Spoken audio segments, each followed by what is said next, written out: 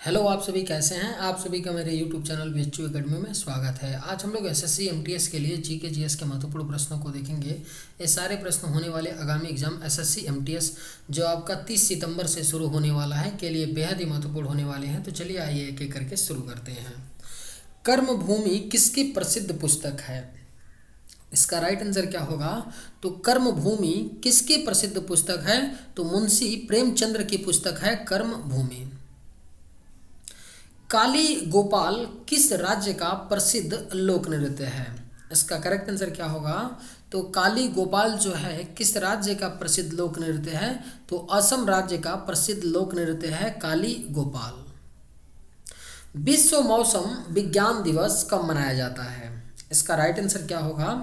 तो विश्व मौसम विज्ञान दिवस हर साल 23 मार्च को मनाया जाता है विश्व मौसम विज्ञान दिवस के रूप में। रूस एवं फिनलैंड के बीच कौन सी अंतर्राष्ट्रीय रेखा है? इसका राइट आंसर क्या होगा? तो रूस एवं फिनलैंड के बीच मेन रहीम रेखा है, अंतर्राष्ट्रीय रेखा। रूस एवं फिनलैंड के बीच कौन सी है? मेन रहीम रेखा। निम्न में से कौन गढ़वाल वंश का संस्थापक था? इसका राइट आंसर क्या होगा? तो निम्न में से कौन गढ़वाल वंश का संस्थापक था? तो इसका राइट आंसर क्या होगा? ऑप्शन ए चंद्रदेव था गढ़वाल वंश का संस्थापक। अकबर द्वारा दास प्रथा का अंत कब किया गया था? इसका राइट आंसर क्या होगा? तो अकबर के द्वारा दास प्रथा का अंत 1562 ईस्वी में किया गया था। अकबर द्वारा दास प्रथा का अंत। निम्न में से कौन सी हर्यक वंश की राजधानी थी? अगर आप लोगों को ये वीडियो पसंद आए तो एक लाइक ज़रूर कीजिएगा और अगर आप इस चैनल पर नए होंगे तो सब्सक्राइब भी कर लीजिएगा। निम्न में से कौन सी हर्यक वंश की राजधानी थी? तो इसका राइट आंसर क्या हो जाएगा? ऑप्शन सी राजगृह थी हर्यक वंश की राजधानी।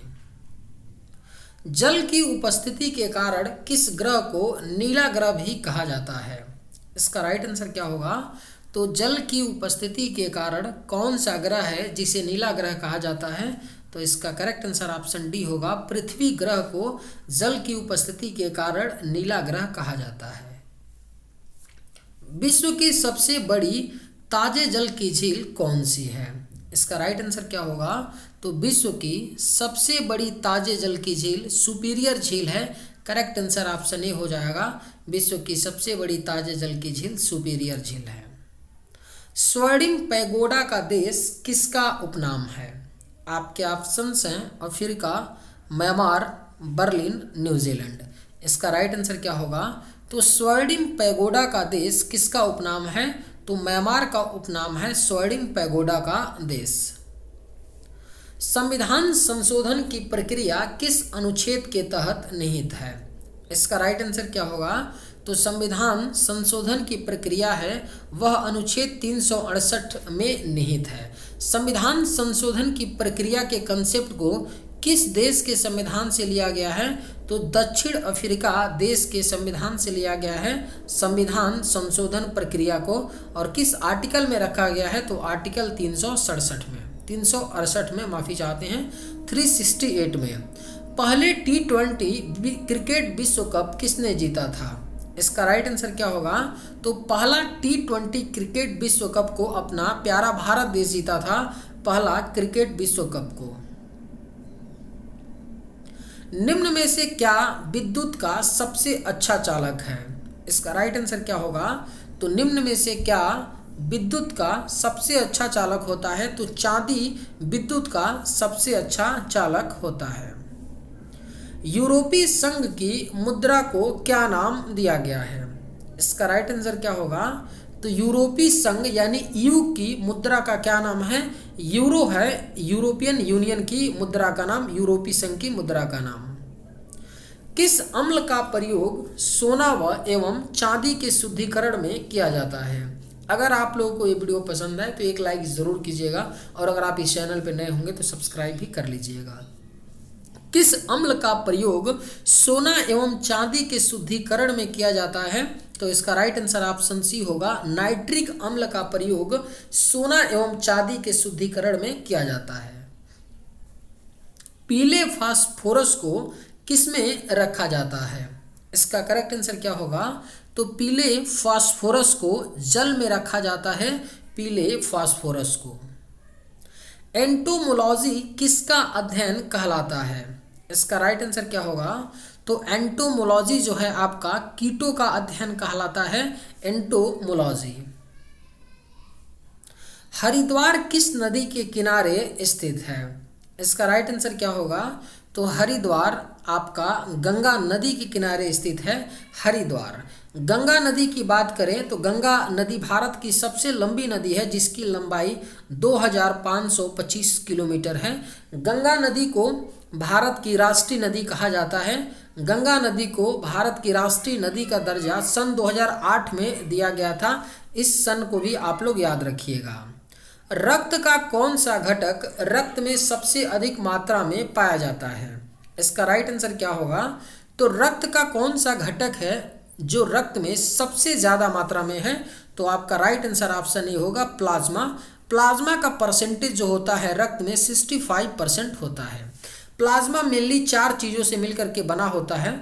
आपका पहला आरबीसी होता है, दूसरा क्या होता है डब्ल्यूबीसी होता है, और तीसरा आपका क्या होता है प्लाज्मा होता है, और चौथा क्या होता है तो प्लेटलेट्स होता है, जिसमें सबसे ज़्यादा जो है आपका प्लाज्मा का मात्रा होता है, प्लाज्मा का परसेंटेज होता है। पौधे का कौन सा भाग भोजन संश्लेषित करता है? इसका राइट आंसर क्या होगा?